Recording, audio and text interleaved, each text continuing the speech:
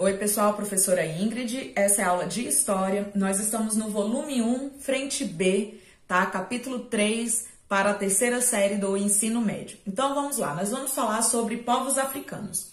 Durante muito tempo, essa história foi negligenciada aqui no Brasil, sendo de vital necessidade, tá? Esse entendimento de como esses povos vieram para cá e qual a contribuição desses povos para a nossa história. Então, nós vamos fazer um olhar desde a África pré-europeia até nós chegarmos, né, nessa parte aí que houve todo esse contato com o mundo europeu. Então, nós vamos falar aí primeiro aqui sobre as antiguidades, vai estar aparecendo para vocês agora aí um comparativo. Então, nós vamos ter, na antiguidade, os europeus tinham poucas informações sobre a África, os viajantes da época conheceram inicialmente os territórios localizados ao norte do deserto do Saara, nos limites do mar Mediterrâneo. Na Idade Média, nós vamos ter o quê? As representações fantasiosas divulgadas pelos viajantes europeus que vão contribuir para a disseminação do preconceito em relação aos povos africanos, colocando que eles tinham aí formas de demônio, a questão da diferenciação da cor da pele, as condições climáticas, né? Colocando aí que se houvesse um contato poderia ter deformidades físicas e morais dentro dos seus habitantes. Já na Idade Moderna, nós temos aí uma expansão marítima desses navegantes europeus que acabaram aí de uma maneira preconceituosa, tá? Utilizando-se de um aval da Igreja Católica, já que eles eram islâmicos e assim eram considerados, né, sem o Espírito de Deus, para que houvesse então essa escravidão, coisa que já acontecia dentro do próprio território. Lembrando que o próprio João Paulo II, o Papa João Paulo II, já pediu desculpas à Igreja Católica por ter provocado esse comércio de escravos pelo mundo. E você deve estar se falando, a grande coisa, a Igreja Católica pedir desculpas sobre isso, já que não repara.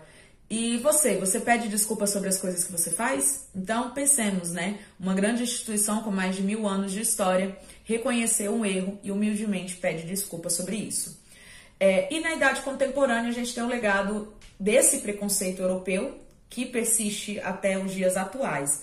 Por isso que é tão necessário a gente estudar a história dos povos africanos. Então, vai estar passando aí também agora para vocês um mapa dos principais reinos africanos, tá? Então, dá uma analisadinha aí com um comparativo do atual mapa político da África. Então, vamos falar primeiro sobre os reinos sudaneses. Então, tá aí também passando agora para vocês esse outro slide.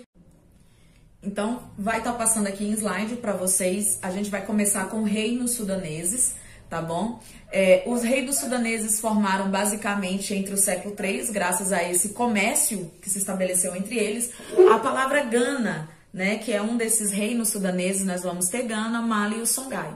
A palavra Gana quer dizer rei do ouro. Então, vai estar passando imagens aí também para vocês verem como era esse grande império.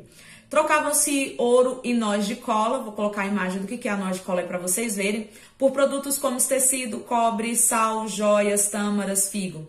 Atingiu o apogeu entre o século VII e o século XI, já da era cristã, e a expansão islâmica e as revoltas dos povos aí dominados enfraqueceram o reino, que acabou sendo incorporado ao reino do Mali no século XIII.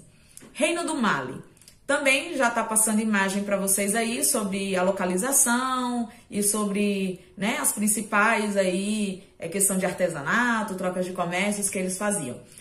Também com ouro de nós de cola pertenceram aos principais produtos como o reino Gana, já que eles acabaram dominando o reino de Gana, e a conversão ao Islã aí desses povos acabou sendo bastante, como se diz assim, influenciador na cultura dessa região.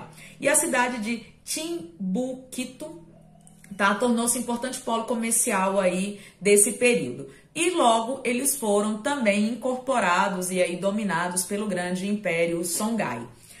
O Império Songhai, o engraçado desse império é que por ele ter esse nome Songhai, você pode falar nessa pronúncia, também já tem gente que fala Songhai, parece que é lá na Ásia, mas não, é no continente africano e eles acabaram dominando os povos malis. Desenvolveu-se em torno da cidade de Gao, tá, no século XV, expandiu-se conquistando aí de Djenné e Timbuktu.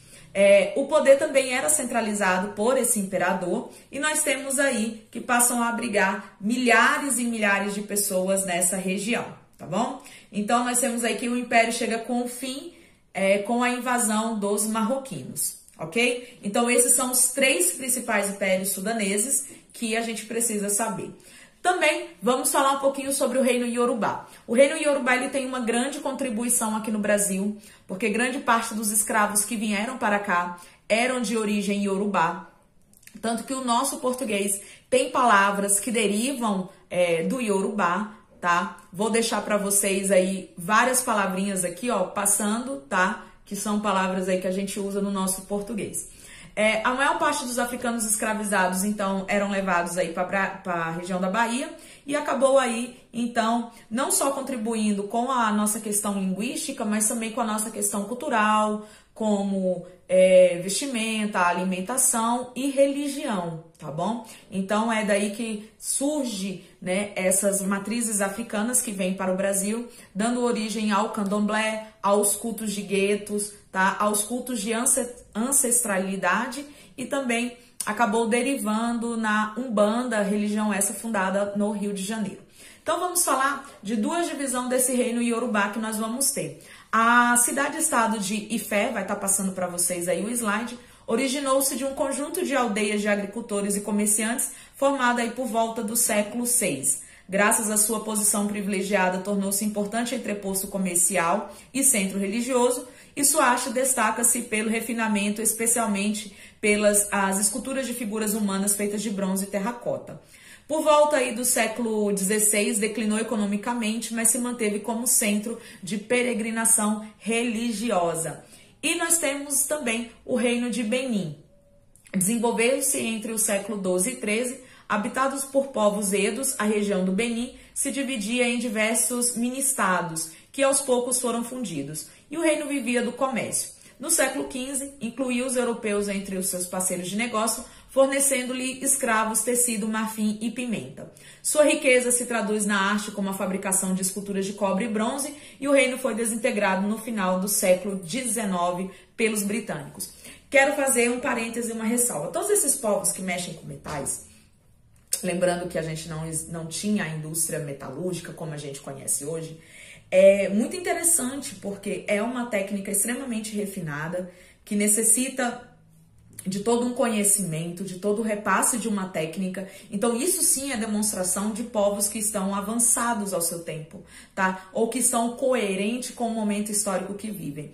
Então não pensem vocês que eram povos totalmente primitivos, muito longe disso. Nós estamos falando de regiões que dominavam técnicas. E aí você fica aí se perguntando do outro lado, professora, então por que eles se deixaram, né, dominar? Eles não tinham uma coisa que o europeu tinha já contato por conta da China, que é a pólvora, e principalmente a pólvora negra, né? Que dá para fazer armamentos com ela.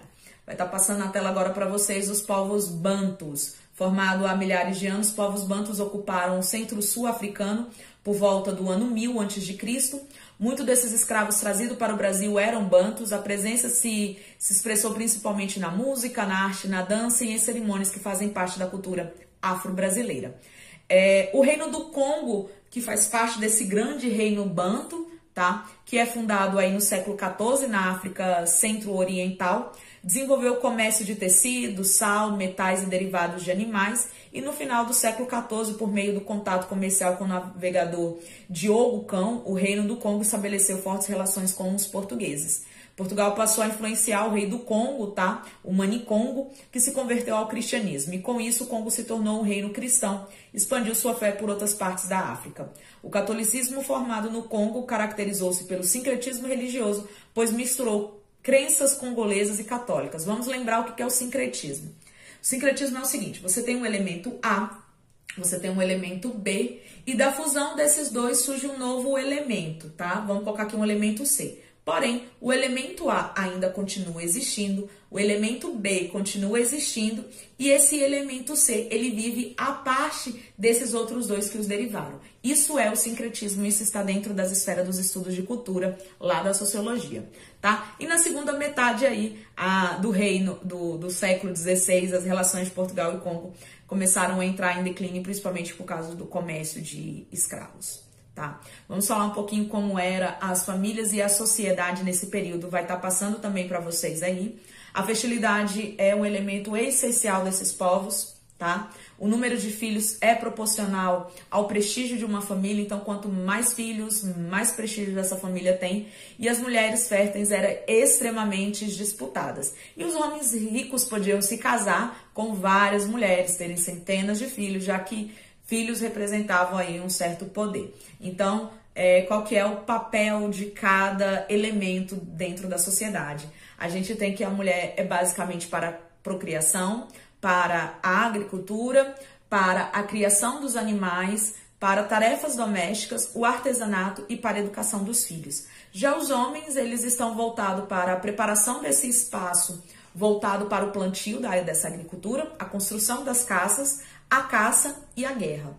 E os idosos, eles tinham aí como se diz assim, a missão de repassar a sua história e principalmente fazer o culto aos ancestrais, que é rememorar aqueles que já se foram para que essas novas gerações não se esqueçam de toda a sua história, tá? Então, nós temos aí que a escravidão na África e o comércio transatlântico, ele acabou sendo algo bastante, como se diz assim, modificador da história do continente africano. A escravidão, ela é praticada em vários momentos da história, porém a gente tem que lembrar de não fazer o anacronismo, de não pegar a escravidão grega, comparar com a escravidão moderna, de comparar com a escravidão contemporânea. Cada qual no seu período histórico, cada qual com o seu momento. Aqui nesse momento a escravidão, a pessoa ela é tratada como uma mercadoria, tá? Para troca, para vendas, para qualquer fim de sorte aí que o seu possuidor possa, né, pensar em realizar. Então, os portugueses, eles acabaram sendo o grande, como se diz assim, polo de comércio nas suas colônias, né, no caso o Brasil, para que fosse aí, então, usado como mão de obra barata até. Mas não pense vocês que era tão barato assim. Um escravo, traduzidos nos preços atuais, hoje um escravo aí para trabalho chegaria a custar cerca de 50 mil reais. Então é um investimento muito alto, né? Então nós temos aí as diásporas também que aconteceram no continente africano entre o século XV e o XIX, que foram então aí colocados. Tô mostrando também para vocês agora uma planilha sobre o desembarque desses povos desde 1601 até 1850. Lembrando, o que é que temos de importante aqui nas Américas em 1850? O Bill Abidin, que é a proibição do tráfico transatlânticos, tá? Então, qualquer navio que for pego traficando escravos poderá ser abatido pela colônia britânica. E temos também aqui no Brasil a Lei das Terras de 1850, que está proibida a venda de terras para escravos. E além disso, nós temos também a Lei Eusébio de Queiroz, que proíbe o tráfico intrarregional. Então não pode ter movimentação de escravo entre esses estados aqui do Brasil, ok? Então, gente, assim se encerra essa primeira parte dessa aula. Logo após ela, voltem, leiam o material de vocês, é muito importante a leitura do material e não se esqueçam de fazer as atividades do capítulo. E aí eu volto com uma aula só de correção de atividades com vocês, tá bom? Então, até a nossa correção de atividades. Até mais!